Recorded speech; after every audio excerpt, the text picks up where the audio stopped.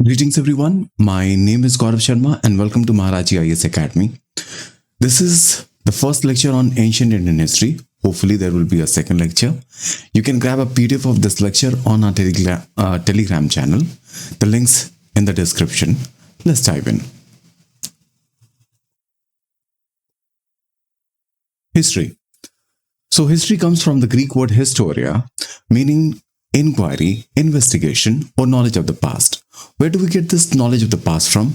Historical sources, which are of two types, literary and non-literary. Literary sources include religious text, legal and administrative text, foreign accounts, and even drama and poetry. तो हम एक एक करके देखते हैं. Just a second, yeah. So हम बात कर रहे हैं हिस्ट्री की. What is history? So history comes from the Greek word historia, जिसका मतलब है inquiry, investigation or knowledge of the past. Where do we get this knowledge from? Historical sources. Historical sources दो तरह की होती हैं, एक लिटरेरी, दूसरी नॉन लिटरेरी. लिटरेरी की अभी हम बात कर रहे हैं, जिसमें रिलीजियस टेक्स्ट आते हैं, लीगल एंड एडमिनिस्ट्रेटिव टेक्स्ट आते हैं, फॉरेन अकाउंट्स आते हैं, even drama and poetry form part of it. Religious text में जैसे बात करें तो will see it includes works such as the Vedas, Upanishads, Puranas, etc. They are not religious texts per se, but they are not historical texts per se, but they contain the information about the society at the time of their compilation. So in that regard, they provide us that historical information that we might require to make that inquiry of the past. So in that regard, religious texts also form the part of literary sources for history. All right. अच्छा, legal and administrative text की अगर हम बात करें तो इसका best example है Manusmriti and Kautilya's Arthashastra are great examples of the legal and administrative text. अगर Manusmriti, for instance, says, where women are honored, divinity blossoms. Where they are not honored, all actions become fruitless. This tells us that during the time the Manusmriti was compiled, there were at least efforts to ensure women lived dignified lives. Achha. Then we have foreign accounts like Megasthenes Indica. This was an account of modern India by the Greek writer Megasthenes, who visited Chandragupta Maurya's court in Pataliputra in early 3rd century BC. It's a lost work, but we know about it through fragments quoted by later authors like Strabo, Pliny, describing the geography, society, and administration and customs of the modern era. Who was Megasthenes, if you ask me? So he was a Greek diplomat and historian sent by Seleucus Nicator to Chandragupta Maurya's court. He observed and recorded details of the empire and its people. So what you're now looking at is the remains of the Mauryan Empire. Let me show you one more. Remains of Mauryan Empire in Kumrar, Patna.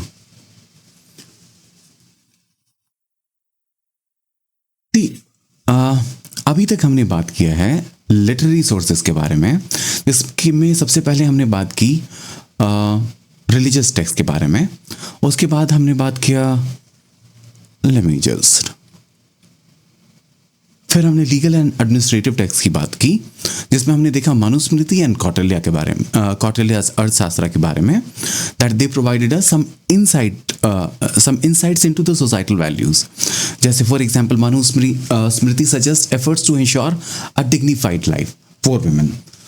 उसके बाद हमने बात की मेगास्थनीज की Indica का, जो which provides us an account about the Mauryan empire. Though Megasthenes Indica is a lost account now, and is known through the reference made by later authors like Strabo, Pliny, etc. Let's enter the non-literary. Let's now understand the non-literary sources. All right. So non-literary sources include archaeological remains, inscriptions, coins, monuments, and architecture etcetera. देखो archaeological remains का best example तो अभी अपने पीछे देखा, the modern remains at Pataliputra. इसी तरह archaeological remains में अगर आप और बात करें तो आप इंडस वैली की बात कर सकते हैं। We can talk about Indus valley, we can talk about structures like the stupas. उसके बाद what is important is the inscriptions. इस बेस्ट एग्जाम्पल है हाथी गुम्फा इंस्क्रिप्शन का। दिस हाथी Gumpha inscription is located in Udaygiri Hills in Bhubaneswar, Orissa. It provides detailed historical records. What you're looking at is the Hathi Gumpha itself, and what you're now looking at is the Hathi Gumpha inscription. So it provided detailed historical records about King Kharvela of Kalinga Kingdom, describing his military conquest. अच्छा, let's now look at other non-literary sources में coins. See, coins are equally important because they carry images, dates. For example, what you're looking at is Samudragupta's coin. So Samudragupta issued several types of coins depicting various aspects of his reign. For instance, what you're looking at is the Tiger Slayer coin, showing off his martial prowess, presenting him as a fearless conqueror. Ashwamedha or horse sacrificing type coins declare his imperial sovereignty. And what you're now looking at is the Veena playing type coin. It highlights his cultural interest. Okay, now monuments and architecture are also significantly important. See, let's talk about Sanchi Stupa. See, there are over 1,000 inscriptions found on the railings and gateway of the Sanchi Stupa, with distinct inscriptions from four different historical periods. For example, Ashoka period. There's a massive Ashokan pillar near the southern gateway from the 3rd century BC, which contains the earliest inscriptions, including a warning to the monks. Then inscriptions from the Shunga period mentions donation made by Buddhist monks and rich people for the construction and expansion of the stupa. Then intricately carved gateway from the 1st century BCE from the Satvahana period contains inscriptions naming the chief architect and the ivory carver from Vidisha. Finally, for the 4th period, a Gupta period inscription records the grant of village to the Buddhist Sangha and funds for feeding mendicants and maintaining lamps.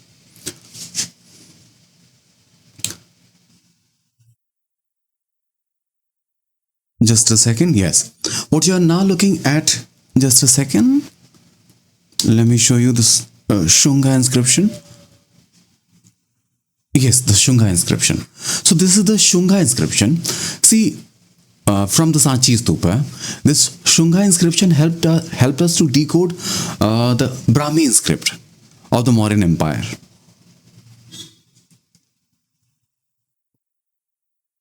Now, historians divide the study of the past into distinct periods: prehistory, proto-history, and history.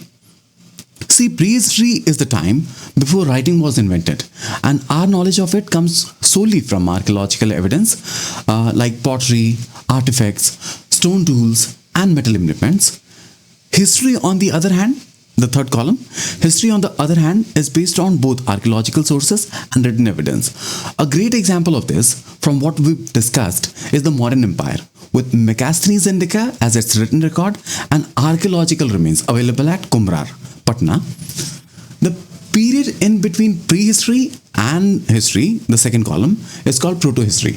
Even though written records from this period exist, historians cannot understand the information. Why? Because the scripts have not been deciphered yet. Now let's dive in the prehistoric period. The prehistoric period of India in detail. This period roughly spans from 3 million BC to 3500 to 2500 BC. It's believed that early Indian humans belonged to the Negrito race and lived by hunting and gathering. What you're looking at is a Negrito group.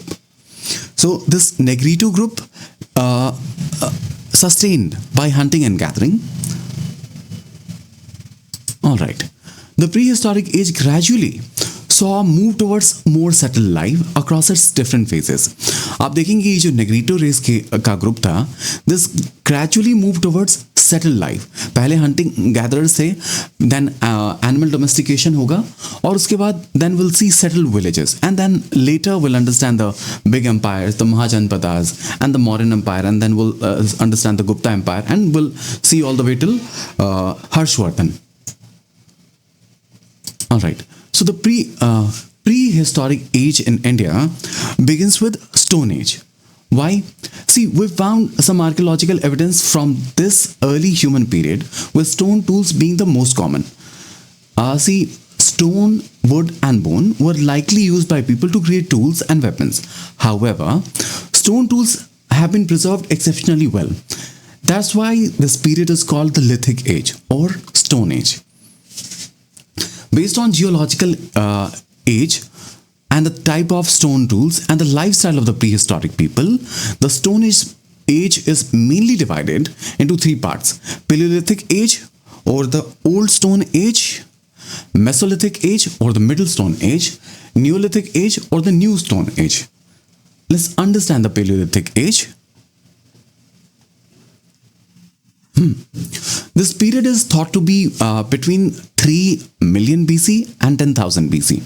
The Paleolithic Age. The word Paleolithic comes from two Greek words, paleo meaning old and lithos meaning stone. So the name itself highlights how important stone tools were. The Paleolithic period covers nearly 99% of the human history. Credit for the first discovery of Paleolithic archaeological evidence in India goes to Robert Bruce Foote. Robert Bruce Foote was a geologist with Geological Survey of India. In 1863, he found the Pallavaram hand axe in the Pallavaram district of Tamil Nadu. What you're now looking at is the Pallavaram hand axe. That's why he is also known as the father of prehistoric archaeology.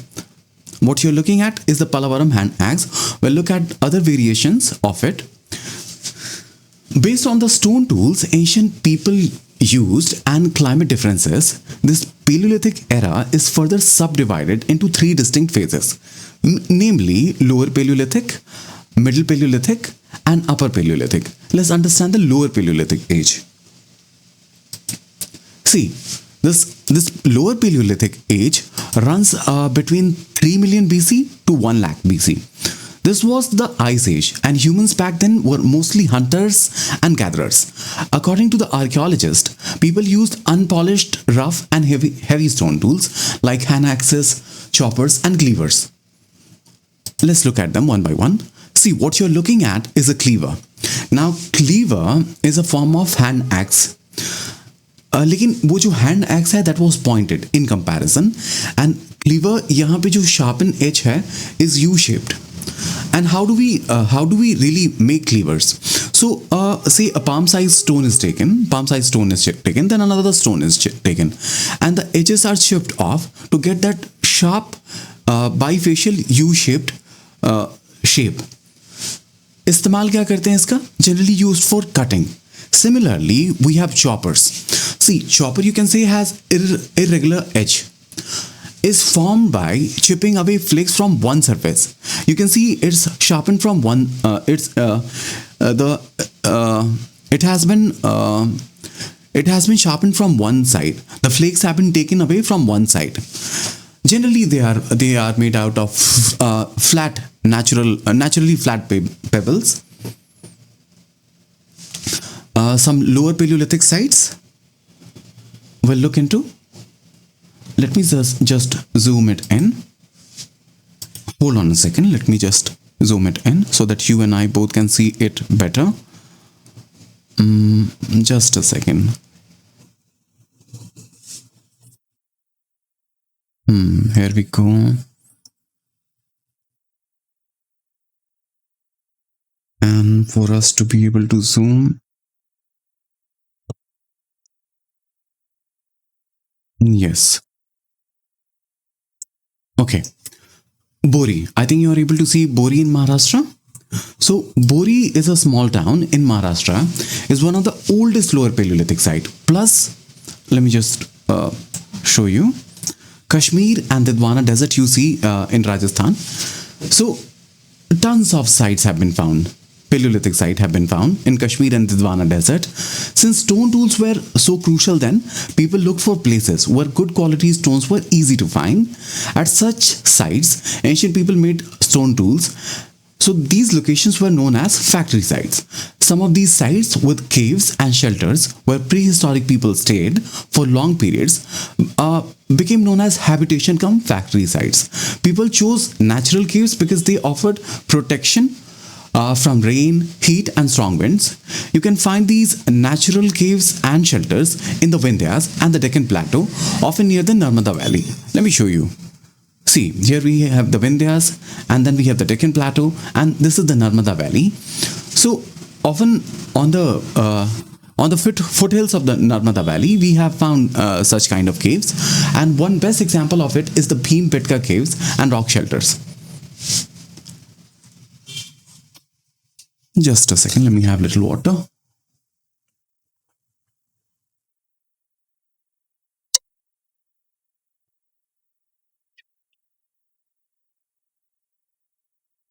All right.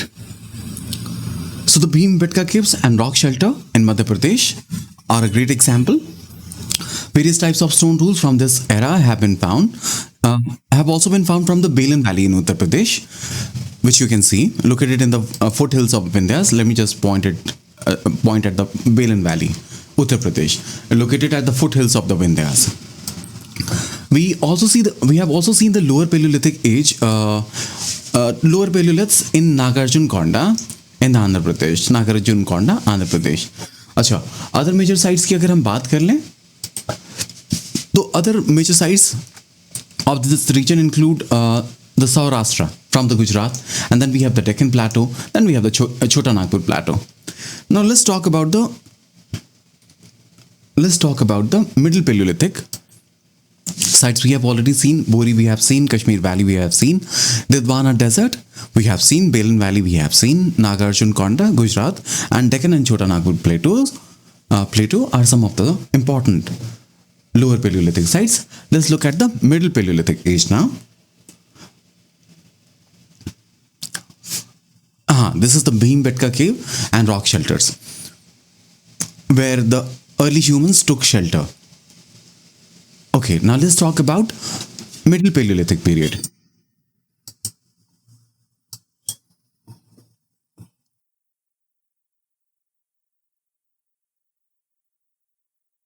It got stuck. I think it's working. This Middle Paleolithic age, Middle Paleolithic, this Middle Paleolithic period, this period is between 1 lakh BC and 40,000 BC. In the Middle Paleolithic age, humans started making sharper, more pointed tools like flakes, blades, and pointers. They used these for hunting small animals and cutting meat. Compared to the lower Paleolithic age, the tools from this era were smaller, lighter, and thinner. Remains from this age are found in many places along the Narmada River and also along south of the Tungabhadra River. Additionally, the Luni Valley of Rajasthan and the Velan Valley of Uttar Pradesh, the Bhimbetka cave of Madhya Pradesh are some of the key sites of this period. Let me show you flakes. See, abhi when we were looking at the hand axe, you took a stone. You took a pebble in your hand, and then with the help of another pebble, you started chipping away. You started chipping away the parts so as to get the desired tool.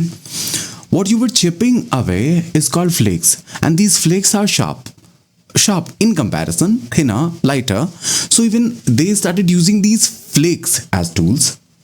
Acha. The thing that we just discussed is being depicted here. Core is the main tool. What you chipped off will give you flakes, and what you are left with, the part of the whole stone that you started chipping off, what you are left with will give you the core tool.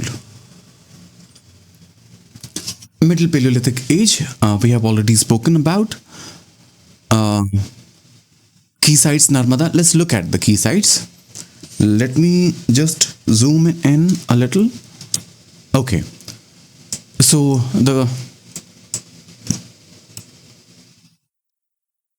Luni Valley in Rajasthan, Narmada Valley, and Tungabhadra Valley, and even the Belan Valley, and then Bhimbetka are some of the key sites where we have found uh, this Middle Paleolithic tools. Now, now let me just zoom out. Okay. Okay. Now let's talk about the Upper Paleolithic period. Yes, the Upper Paleolithic period. This period stretched from 40,000 BC to 10,000 BC. The Upper Paleolithic age coincided with the final stage of the Ice Age, when the climate had become warmer. This period is seen as a symbol of modern human presence. With this age, the modern human species, Homo sapiens, emerged.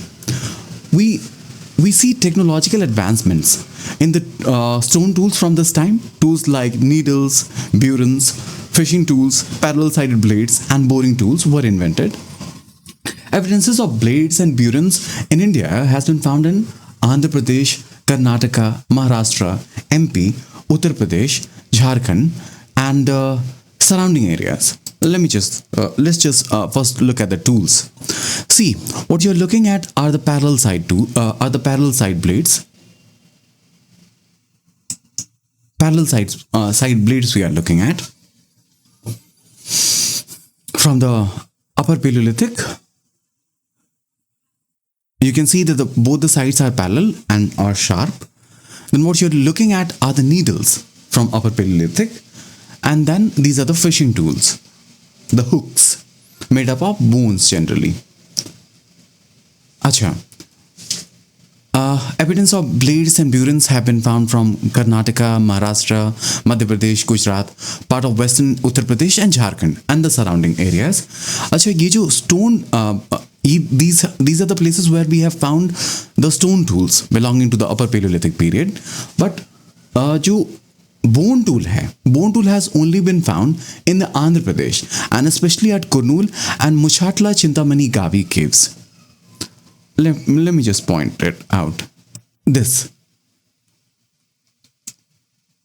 Yes, here in Andhra Pradesh, Kurnool and Muchatala Chintamani Gavi caves. Tools we have already spoken about. Blades, scrapers, and flakes have also turned up in upper levels of Gujarat. Gujarat we have already spoken. Acha. Bone tools at Muchatala Chintamani Kavi we have already seen. So this brings us to the end of the Paleolithic age. All right. With this, let's enter the Mesolithic age. See, we find the evidence of climate change in the period roughly from say 12,000 BC to 10,000 BC. The Mesolithic age began around this period with rising temperatures and climate shifts. Ice melted, leading to big changes in the plants and animals. Along with this, human lifestyles and tools also improved. Let's understand the features of the Mesolithic age, which is considered to be between 10,000 BC to 6,000 BC. See, the word Mesolithic comes from the Greek word meso. Lithos we already know, stone. Meso means middle. So Mesolithic stage of the prehistory is also known as the Middle Stone Age. The Mesolithic culture is known for being more modern and diverse than the Paleolithic. The first human colonization in the Ganga Plains happened during this period. Alright. The most distinctive tool of this era were microliths. Unfortunately, microliths का depiction हमारे पास नहीं है. But microliths are the miniature stone tools. हम यहाँ पे रख नहीं पाए. It's just that you can search online and have a look at the microliths. But microliths, I think, has not been incorporated in the slides. So microliths we are talking about miniature stone tools. यहाँ पे first human colonization in Ganga Plain आपने देखा. Miniature tools are the specialities. Miniature stone tools are the speciality. They are typically made from finely grained rocks like cryptocrystalline silica or chert. यहाँ पे the humans use these microliths to hunt small animals and birds. They also put them together to make composite tools for tasks like gathering plants, harvesting, and grading. Let's understand this. Say you have a very small microlith in the form of an arrowhead. So that arrowhead you would attach to, say, a stick. So the tool that you thus made is called a composite tool, made up of two or more substances, like the composite alloy, which we studied in standard 6. Okay, and so they were used for these composite tools were used for many other things: harvesting, grating, etc. The earliest discovery of microlith and Mesolithic tools was in the rock shelters of Mirzapur district of Uttar Pradesh. Let's look at the map. So it is here in, I think it is, yes. Can we zoom in? Just a second. Bear with me.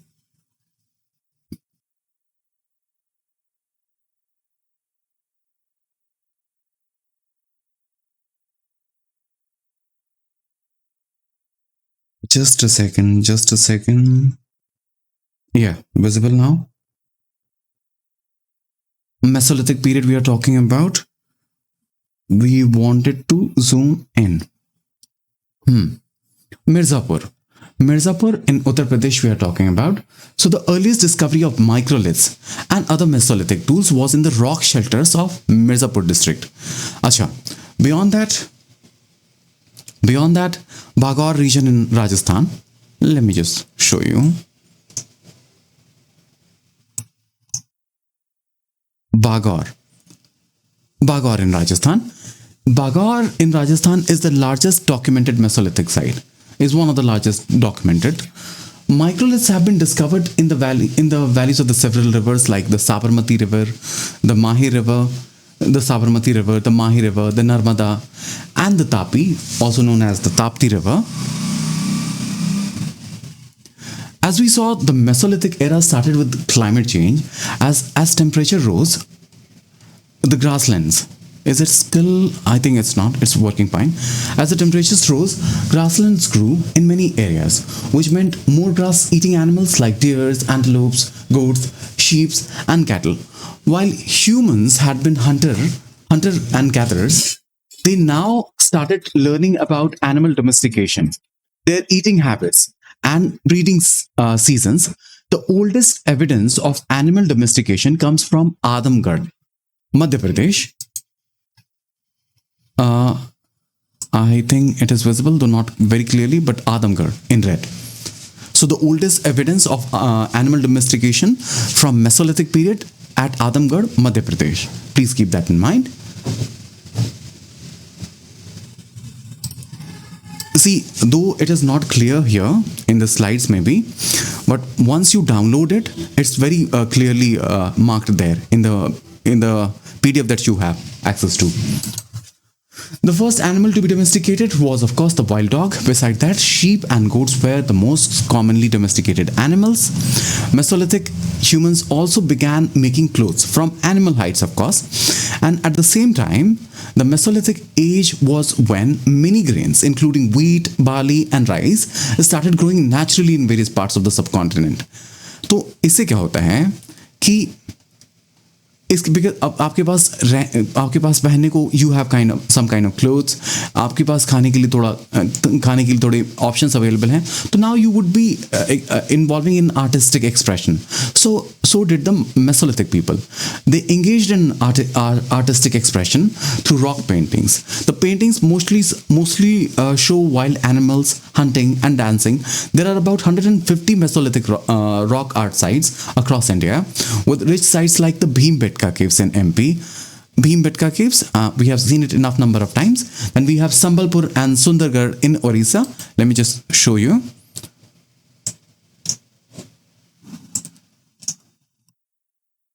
There we go. Sambalpur and Sundargarh in Orissa. And then we have Erutugoha in Kerala. These rock paintings also show that religious practices were developing. Unlike the Paleolithic era, people of this age believed in the life after death. That's why they started burying human and animal bodies with food and other objects. Langnaj in Gujarat and Bir Bhanpur in West Bengal are also important Mesolithic sites जहाँ पे ये सारी चीज़ें आपको दिखी हैं. Langnaj is in Gujarat and Bir Bhanpur, let me show you Bir Bhanpur. Here we have Bir Bhanpur in West Bengal and Langnaj in Gujarat.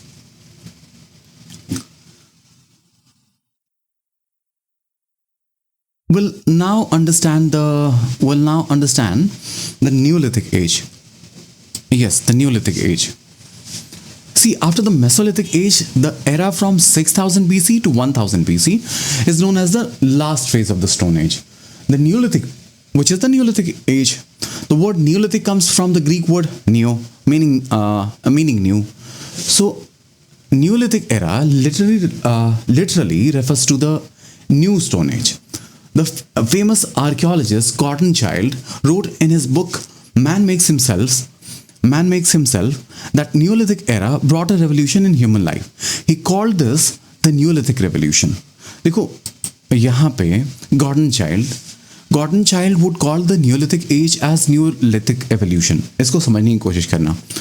Paleolithic age में we were hunter gatherers. अच्छा, उसके बाद Paleolithic के बाद Mesolithic age में थोड़ा animal domestication हमने किया, आदमगढ़ में हमने देखा है. उसके बाद in the neolithic era we from hunter gatherer from food gatherer we became food producer, and that's why he called it revolution, the Neolithic revolution. So emergence of agricultural practices marks the profound significance of the Neolithic period. Koldiva and Mahagada are the two places in Uttar Pradesh. They offer the oldest evidence of rice cultivation, not just in India, but in the entire world. Let me show you. Koldiva and Mahagada. Just a second. Yeah. The pointer is at Mahagada and Koldiva in Uttar Pradesh. Achha.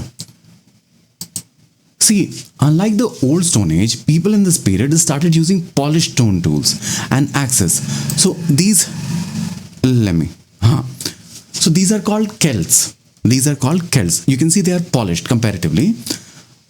Much refined they are in comparison to the earlier crude flaked stones.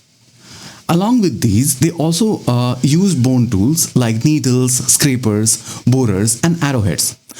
The new polished tools made farming, hunting, and other tasks much easier. Bone weapons have been found at Chiran site in Bihar. Let's just see Chiran in Bihar. You can see Bihar, and let me point it. Just excuse me. That's Chiran in Bihar. So Neolithic age में it is Chiran where we have found bone tools. अच्छा, थोड़ी agriculture की बात करेंगे. So the people of the Neolithic age grew fruits along with ragi, cotton, rice, wheat, barley, horse gram. See, they also domesticated animals like sheep, goats.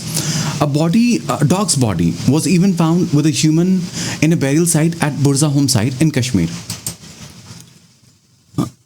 See, Burzahom, Kashmir. I hope you can see it. All right. What we have found here is a dog. A dog has been buried with human at Burzahom in Kashmir. Acha.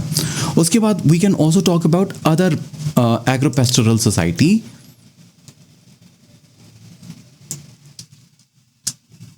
In Karnataka. Acha. Ye places such as Brahmagiri, Halur, Maski. In Karnataka, they have provided some evidences of agro-pastoral society. All right.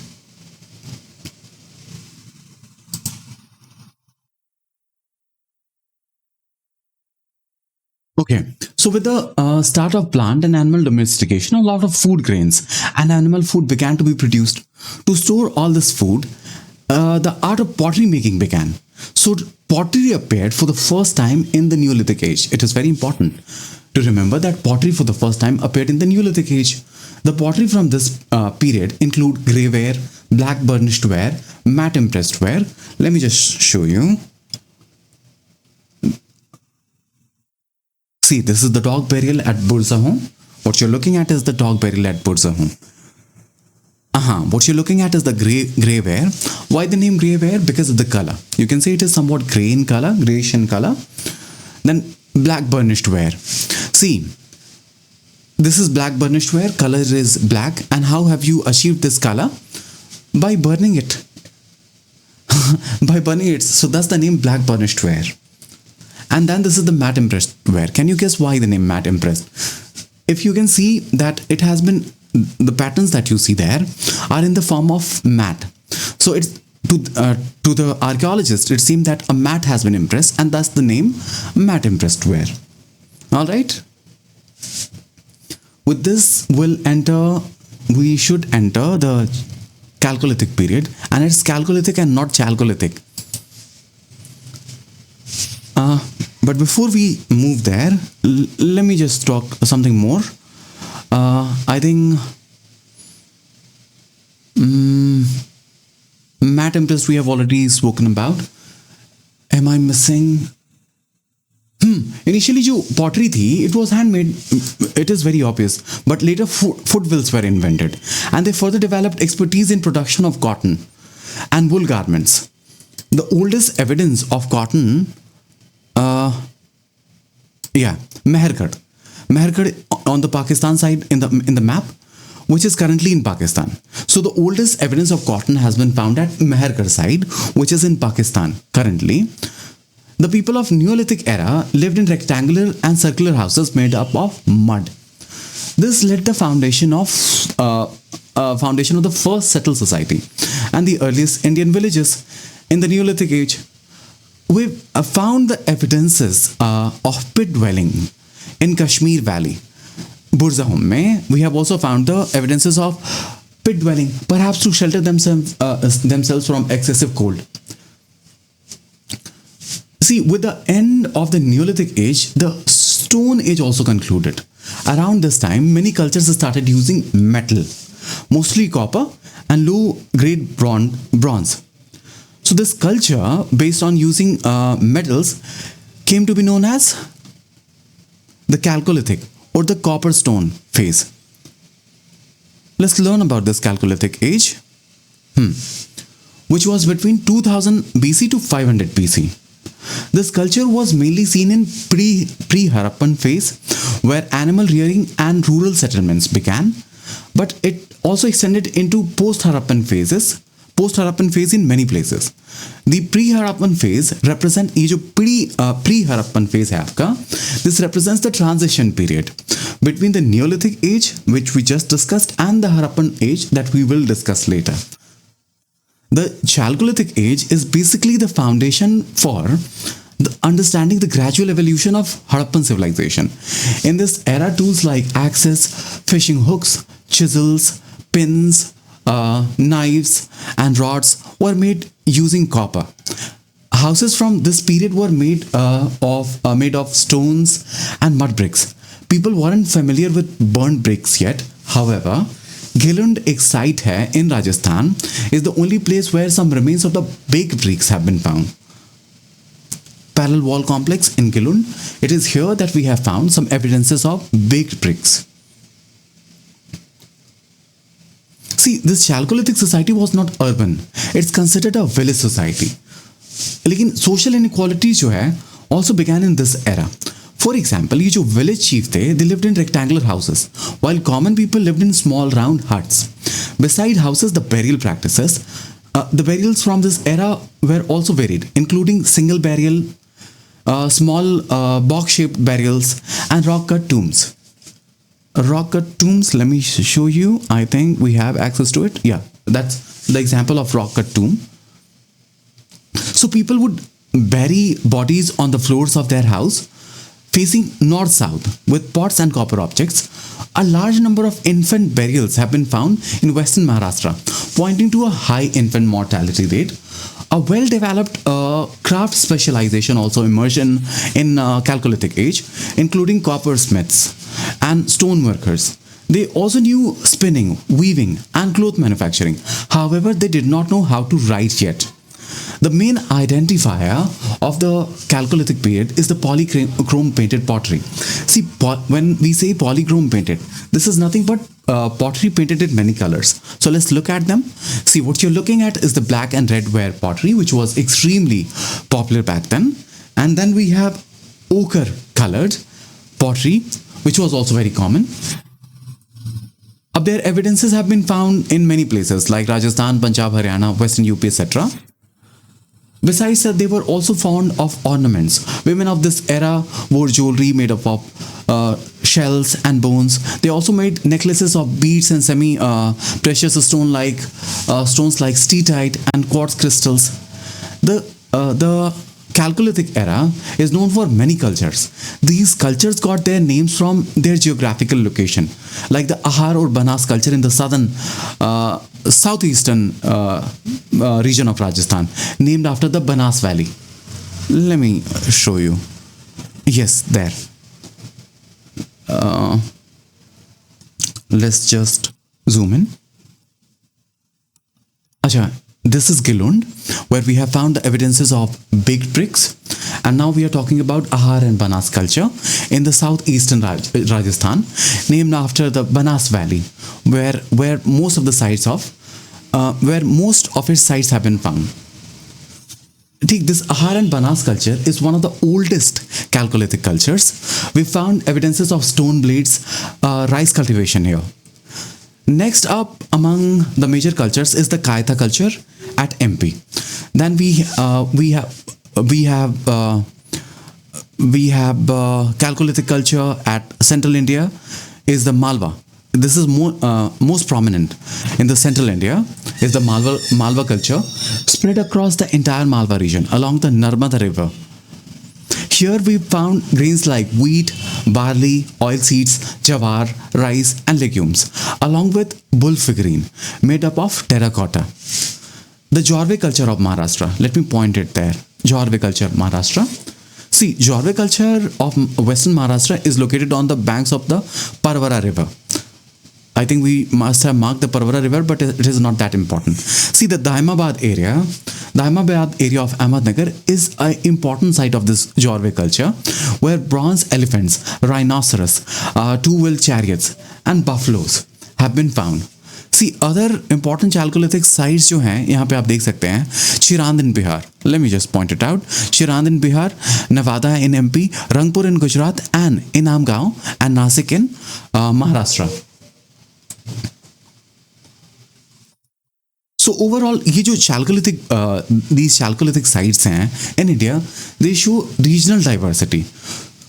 So far, we have explored the different phases of Stone Age. The common thread in all these periods was the use of stone for tools or weapons. But around 1000 BC, another period emerged in India, of course, where stone was used also to build burials and memorials, not just tools. Just a second.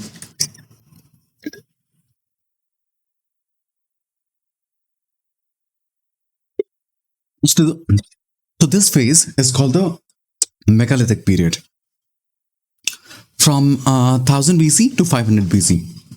Let's understand this better. Let me just zoom out. Megalithic period. See, megalith literally means big stones, and in this culture, large stones were used to create burials or memorials. These megalithic structures are of two types: Palaeolithic, using more than one stone, and monolithic, using just a single stone. While these structures have been found in many places across India, the megalithic culture is particularly characteristic of southern India. Excuse me. We found a large number of different types of megalithic graves and memorials there. These include menhir megalithic burials. Let me show you menhir megalithic burial. See, this is the menhir megalithic burial founded at Maski and Gulbarga region of Karnataka. Then we have Hood Stone Memorial in Andhra Pradesh and Kerala, and we have Hood. Let me just make you understand. See, the one that you see is the umbrella stone. This that we are pointing at is the umbrella, and these represent the hood stone, something like the hood on the head. So that's the name hood stone memorial, especially at Kerala. Okay. Additionally, dolmen shaped tomb have been found in Brahmagiri in Karnataka and Chengalpattu in Tamil Nadu. Let me just show you dolmen shaped. Uh, Hold on a second. Dolmen shaped. Where are we? Lost? Just a second.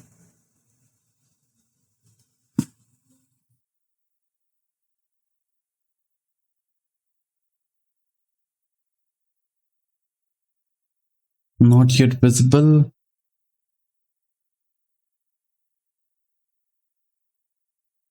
Mm, Visible now. Megalithic period we are not interested in.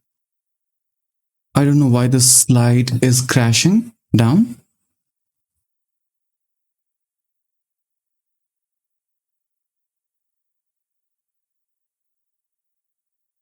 Is it working? Just a second. Give me a moment.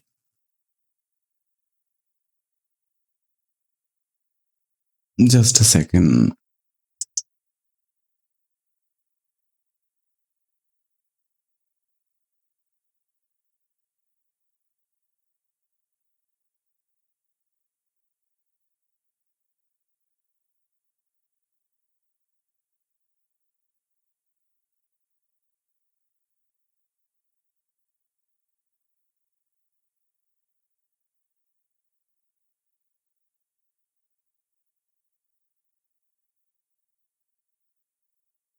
Now visible. I'm so sorry. See, what you're now looking at is the dolmen shaped burial. See, what you can see is that two or more upright stones. We have three upright stones there, and there's a horizontal flat capstone resembling a table. So this is what we mean when we say dolmen shaped burial. So this dolmen shaped burial has been found in Brahmagiri in Karnataka and Chengalpattu in Tamil Nadu. And then we have seen some rock memorial caves in Cochin. So we'll look at the map. See, this is umbrella stone memorial in Kerala, and then we have the hood stone memorial in Kerala. That this there is the umbrella stone, and here these are the hood stone memorial. Let me see if we can arrange the map. If we have a map, yes, we have a map. Let's just zoom in. And I think this is not going to create any trouble for us. So at Gulbarga and Maski, we have Gulbarga, the dolmen shaped tomb, which we just looked at, is something we have found at Brahmagiri, Karnataka.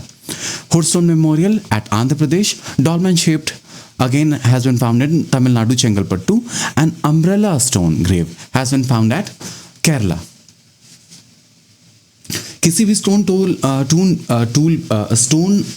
Burial की बात हो, megalithic burial की बात हो, तो उसमें केरला का नाम जरूर आएगा. Though that's not mention in the notes, but अगर if there is an objective question और where if they are asking you to mark a place if about the presence of the megalithic burial, then Kerala is definitely going to be one of the correct options. ठीक है, तो I think that okay, let's we've just spoken about we've only spoken about the southern part. We also need to talk about the northern part. So in northern India, similar megaliths have been discovered in Vastal, Gufkaral and Burzahom in Kashmir, as well as in Banda, Varanasi, Allahabad and Mirzapur in Uttar Pradesh. In Maharashtra, most of the monuments have been found in Vidarbha region. See, यहाँ पे जो explorers थे, they noticed some common features across all these burials. Generally, red and black pots were buried with the deceased, and also they found what they found were iron tools, weapons, and ornaments made up of stone and gold. For instance, at site Brahmagiri में in Karnataka, they have found 33 gold beads and two stone beads and 4 copper bangles with a skeleton. While at many other sites, only a few pots were discovered. So these objects found with the skeletons probably belong to the deceased person. These discoveries suggest, देखो एक के साथ आप देख रहे हैं you have found 33 golden beads and दूसरे के साथ you have found some copper pots or some copper beads or some terracotta pots. तो ये these discoveries suggest that there were differences in social status among the buried people. Some were rich, some were poor, some were chiefs, some were common folks. The use of high quality red and black pottery is a special characteristic of this era. जितने भी megaliths मिले हैं उनमें आपको red and black high quality pottery has been a special characteristics. हाँ, लेकिन ये जो है ये both northern and southern both areas में, बोथ रीजन्स में मिले हैं. लेकिन एक थोड़ा है क्या कि रीजनल वेरिएशंस इनमें देखने को मिला है, but there manufacturing technique and decoration weren't significantly different. अच्छा, ये जो discovery of the iron objects in these megalithic burials suggest that this culture period would have been linked to the Iron Age. According to the archaeological evidences, the use of iron became widespread in India between 1000 BC and 500 BC. While iron tools and weapons were becoming common, dated literature also started being written. So the megalithic period marks a transition phase of the Iron Age where we see the end of prehistory and the beginning of the history. अच्छा, अब तो that's it. In conclusion, we can say that the prehistoric India, which covers the Stone Age, the Copper and the Iron Ages, went through the Ice Age and saw the rise of Homo sapiens. This period is the foundational phase of human evolution. The Harappan civilization or the proto-historic period emerged during the Chalcolithic phase of this era, which we'll see the next. Thank you. That's all we had in this video. See you in the next one.